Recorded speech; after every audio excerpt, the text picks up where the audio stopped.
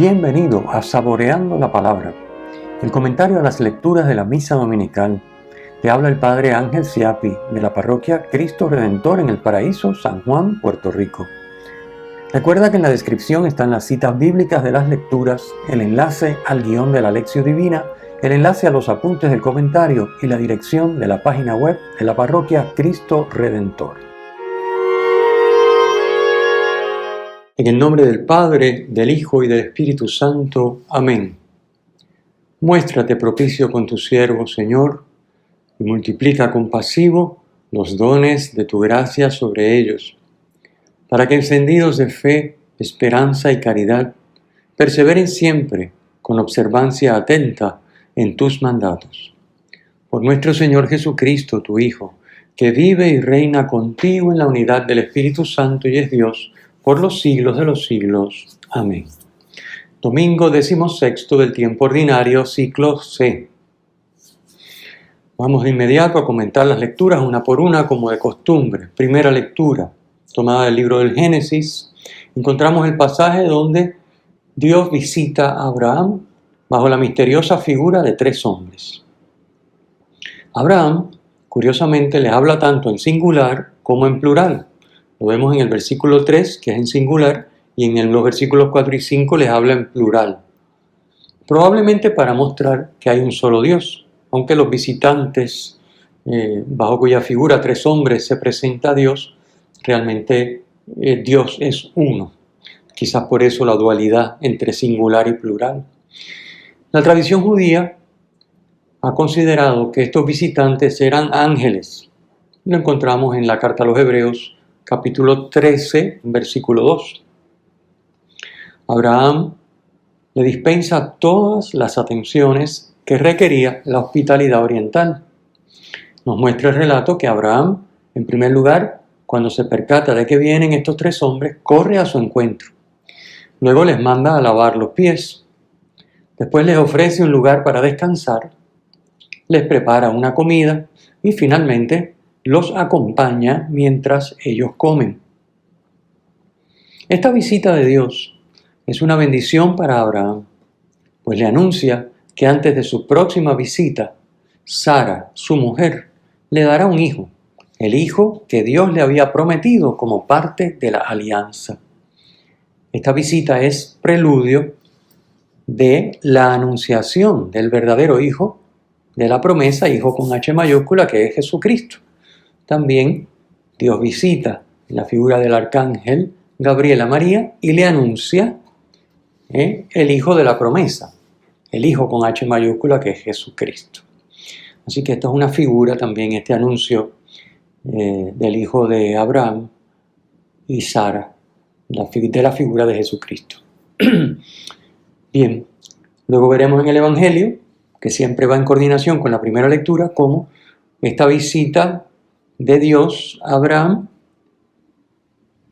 prepara también para la visita de Jesús, el Hijo de Dios hecho hombre, a las hermanas María y Marta que viven en Betania. Pasemos a la segunda lectura. La segunda lectura, tomada de la carta de San Pablo a los Colosenses, que comenzamos a leer el domingo pasado. Hoy nos dice Pablo: completo en mi carne lo que falta a los padecimientos de Cristo, en favor de su cuerpo, que es la Iglesia. Versículo 24. Esto hay que entenderlo bien. No quiere decir que a los padecimientos de Cristo le faltara algo para estar completos. Su misterio pascual fue perfecto y es suficiente para salvar a todos los hombres. No es que le falte nada. Esto es lo que llamamos la redención objetiva, la redención obrada por Cristo. Pero la salvación que Cristo, cabeza de su cuerpo, que es la Iglesia, obró, es necesario que se realice también en los miembros del cuerpo. Es decir, que se complete lo que llamamos la redención subjetiva. Es en ese sentido que falta a los padecimientos de Cristo, cabeza, que se verifiquen en los miembros de su cuerpo. Esto es lo que le falta a los padecimientos de Cristo. No es que en sí mismos no estén completos, es que falta que lo que vivió la cabeza y lo que consiguió la cabeza llegue a todos los miembros del cuerpo. Por eso falta que los padecimientos de Cristo se verifiquen y sus frutos se vean en los miembros del cuerpo. San Pablo ha recibido de Dios el encargo de dar a conocer la palabra de Dios, que es el misterio escondido desde siglos y generaciones y revelado ahora a sus santos, dice el versículo 26. ¿Y qué consiste? En que por la fe en Cristo, Él está en nosotros, dice el versículo 27. San Pablo exhorta y enseña con todos los recursos de la sabiduría a alcanzar la perfección en Cristo. Versículo 28. Es decir, alcanzar la comunión plena, que Cristo esté en nosotros y nosotros en Él. Esa es la perfección en Cristo. Que el ser humano quede elevado, diríamos divinizado, transformado en verdadero hijo de Dios, que piensa, actúa, ama como Dios. Esa es la perfección en Cristo a la que todo bautizado tiende. Está llamado a atender, tú y yo también. Y que se inicia por la fe en Cristo. Es un tema de fe.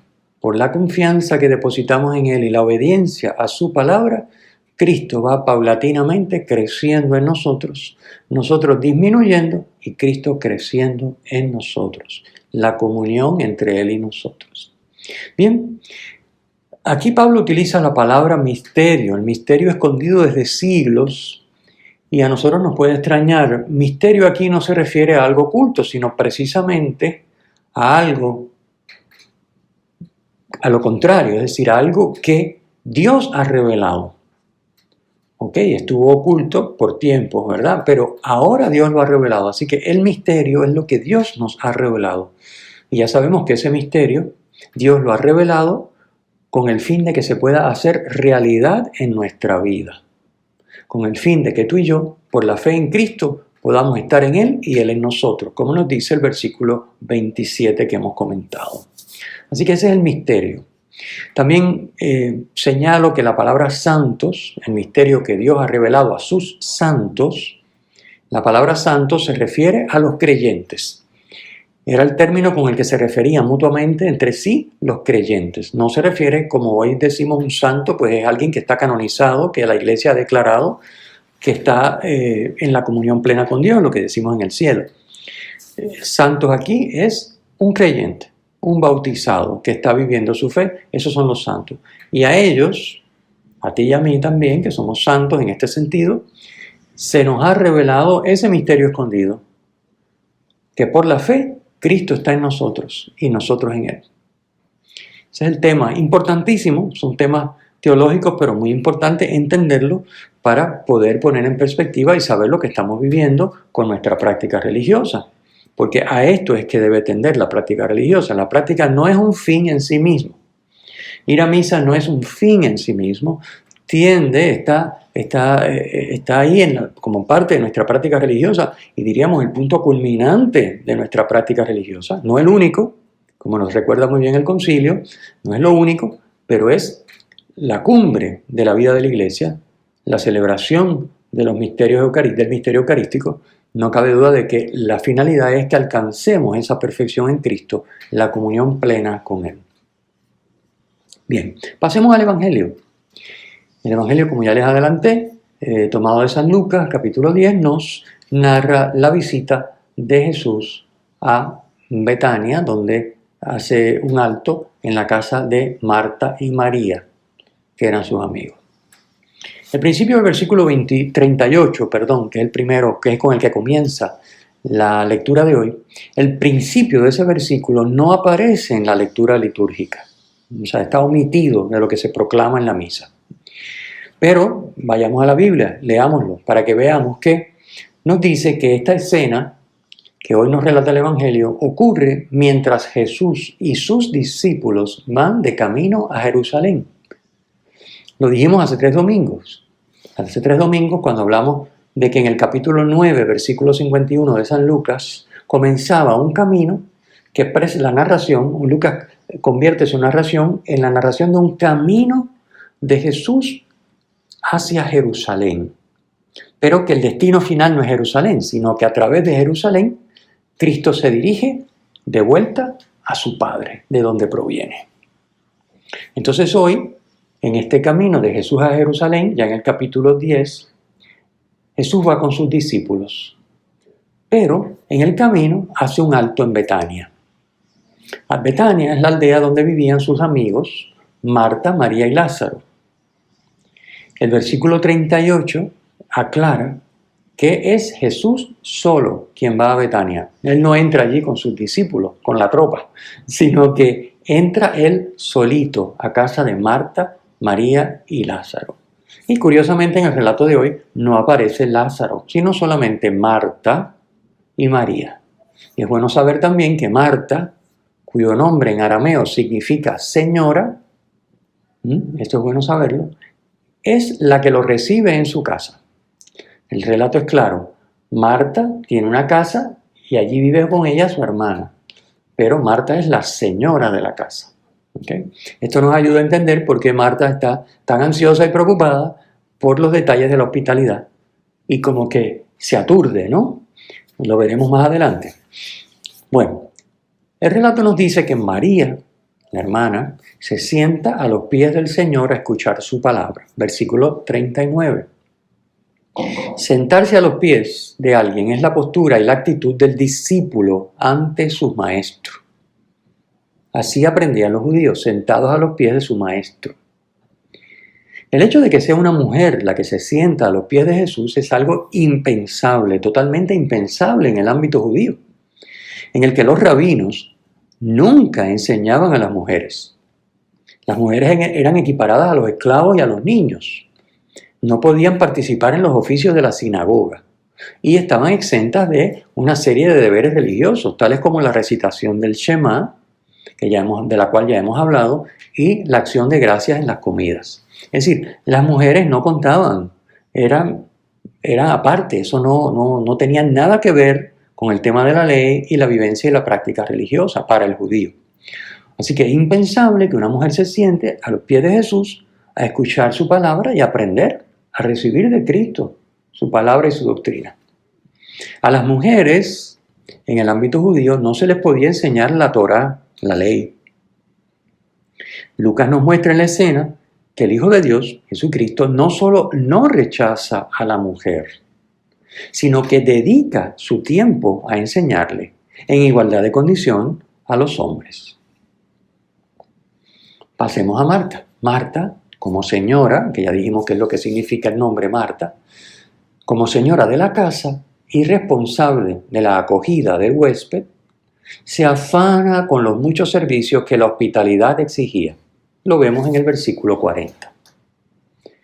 Recordemos, en la primera lectura que hemos comentado hoy, Abraham. Todo lo que hace Abraham por sus tres huéspedes, por los tres hombres que lo visitan, que es Dios en la figura de esos tres hombres.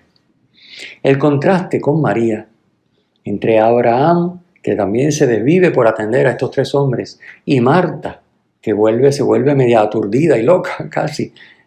El contraste con María, la hermana, que se sienta a los pies de Jesús y no hace más nada que escucharle, es marcadísimo. Marta se afana por acoger a Jesús en su casa. Podríamos decir que María, escuchando la palabra de Jesús, lo acoge en su corazón, en su casa interior, en su corazón. Claro está, hay que hacer ambas cosas. Tú y yo tenemos que acoger a Cristo en nuestro interior y en nuestra casa también, en nuestras cosas y en nuestras casas. Pero la acogida en nuestras cosas y en nuestras casas será consecuencia de haberlo acogido en nuestro interior. No tiene sentido acogerlo en nuestra casa y en nuestras cosas y no acogerlo, no dedicar tiempo a acogerlo en nuestro corazón, en nuestra casa interior. No se trata de restar valor o importancia a lo que hace Marta, sino de poner en orden las prioridades. Ya que Jesús no es un huésped ordinario, Jesús es Dios. Para acoger a Dios en la casa, primero hay que acogerlo en el corazón, pues Él quiere vivir en nosotros, como nos ha explicado San Pablo en la segunda lectura de hoy. No solamente quiere compartir con nosotros en el ámbito de nuestra casa y de nuestro entorno, Él quiere vivir en nosotros. Por tanto, para servir a Jesús, primero hay que dejarse servir por Él. No es cuestión de que no vamos a hacer nada por Él, no es eso lo que dice la lectura, no podemos entenderla de esa manera porque no es correcto. Hay que servir a Jesús y hay que tenerlo en nuestras casas y en nuestras cosas, pero primero hay que dejarse servir por Él. Para amar a Dios, primero hay que dejarse amar por Él. Marta no entiende esto y siente que su hermana la ha dejado sola, y así lo expresa. Está tan atareada que incluso llega a darle instrucciones a Jesús sobre lo que tiene que decirle a su hermana. Imagínense ustedes, decirle a Jesús lo que tiene que hacer o decir. Dile a mi hermana, dile que me eche una mano. Versículo 40.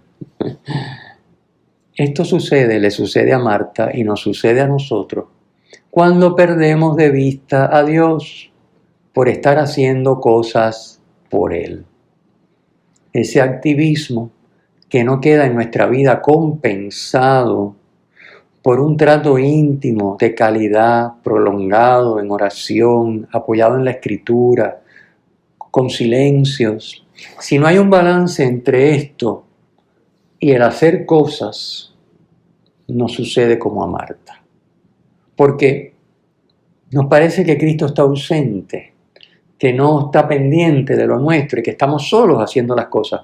Pero no es que estemos solos, es que no le hemos dejado entrar en nuestro corazón plenamente, no estamos cultivando la práctica de la oración para dejarlo entrar a nuestro corazón y que esté vivo y presente, y por lo tanto nos parece que no está, que nos ha dejado solos.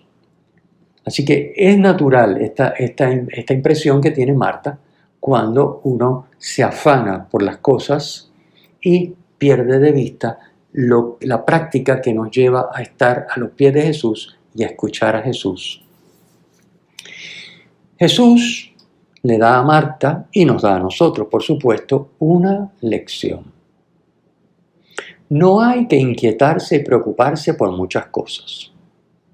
La única necesaria es escuchar la palabra de Dios. Claro está, no se trata de escuchar la palabra de Dios y más nada. Se trata de escuchar la palabra de Dios para luego ponerla por obra.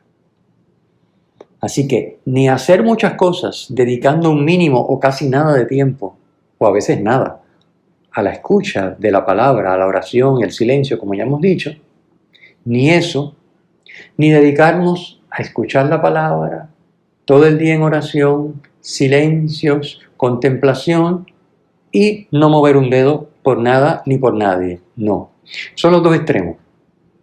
¿De qué se trata? De que de nuestra oración diaria, prolongada, como ya dijimos, apoyada en la Escritura, con silencio, nos nutramos del Señor, nos pongamos a sus pies y escuchemos su voz y su palabra para luego ponerla por obra. Es decir, Jesús nos está diciendo que lo único necesario es acoger a Dios en nuestro corazón para luego hacerlo todo con Él, como vimos en la segunda lectura. Para que Cristo, bien vivo en nuestro corazón, posibilite el que tú y yo podamos vivir nuestra vida en todo lo que hacemos y decimos junto con Él. Esa es la idea. Y esta es la mejor parte, así la llama Jesús en el versículo 42. De la acogida de la palabra de Dios brota la acción, que es juntamente acción de Dios y acción nuestra. Sin una acogida diaria, prolongada, sosegada de la palabra, la acción será solo nuestra. María está cumpliendo el mandato dado por el Padre en el bautismo de Jesús en el Jordán. Recordamos el pasaje del bautismo de Jesús en el Jordán. ¿Qué dijo la voz desde el cielo, que es la voz del Padre? Ahí lo encontramos en Lucas 9:35. El Padre dice: este es mi Hijo, el elegido, escúchenle. Pues esto es lo que está haciendo María. Así que recordemos siempre, no se trata de no hacer cosas malas. La vida de fe no es no hacer cosas malas. No es ni siquiera hacer cosas buenas por Cristo y por los demás. No, no, no. Se trata de hacer las cosas buenas que Dios pone en nuestro corazón cuando le acogemos por medio de su palabra. El domingo pasado hablamos de la misericordia como distintivo del discípulo misionero, con el relato del buen samaritano. Les invité a examinar si nuestra práctica religiosa nos está haciendo más misericordiosos para amar como Dios ama. Bien, pues hoy Jesús nos enseña que el actuar del discípulo misionero, el actuar tuyo y mío, tiene que partir de la escucha de Dios y su palabra, es decir, su voluntad, porque a través de su palabra Dios nos comunica su voluntad. Por eso este domingo es oportuno revisar nuestra oración. La oración diaria, en silencio, apoyada en la Escritura, y también la oración litúrgica en la Santa Misa. Ahí tenemos que revisar cómo vivimos la preparación próxima, cómo nos preparamos para comenzar la celebración. Cómo hacemos la acción de gracias, especialmente después de la comunión. Cómo es nuestra participación en el rito de la Santa Misa. Es una participación consciente, en la que nuestras disposiciones interiores acompañan los diferentes momentos del rito.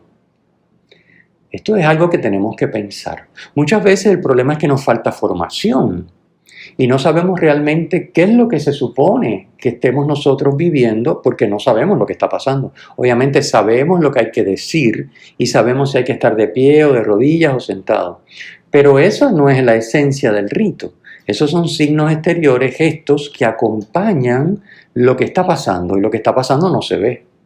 Es algo espiritual, es algo invisible. Entonces, a veces requerimos formación. Yo les invito a ustedes que no conozcan muy bien lo que sucede en la misa, y no me refiero solo a la transustanciación en el momento de la consagración, sino todo el rito, desde que comienza con el saludo hasta que termina con la bendición y despedida.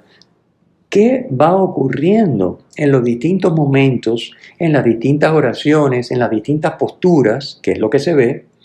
¿Qué está pasando que no se ve? Porque a eso que está pasando que no se ve es a lo que tendríamos que unirnos tú y yo espiritualmente para tener una participación consciente en la liturgia, en la Santa Misa. Así que hagamos este examen y si nos falta formación, pues vamos a buscarla. Vamos a buscar una buena formación sobre la misa, vamos a pedirle a nuestro párroco, a nuestra parroquia, a lo mejor ya la tiene, en buscar documentos, en fin. Bueno, termino con estas preguntas, un poquito también a modo de examen, porque la palabra siempre hay que aterrizarla, no podemos quedarnos simplemente en lo interesante que resulta ver todos los detalles, o algunos, ¿verdad? Todos no los cubrimos, pero algunos detalles que trae la palabra cada semana. Preguntémonos, ¿hemos escogido, como María, la parte mejor, la que no nos será quitada? Estamos cultivando diariamente el arte de vivir junto con Jesús cada momento del día, dejando que su palabra se haga vida en nosotros.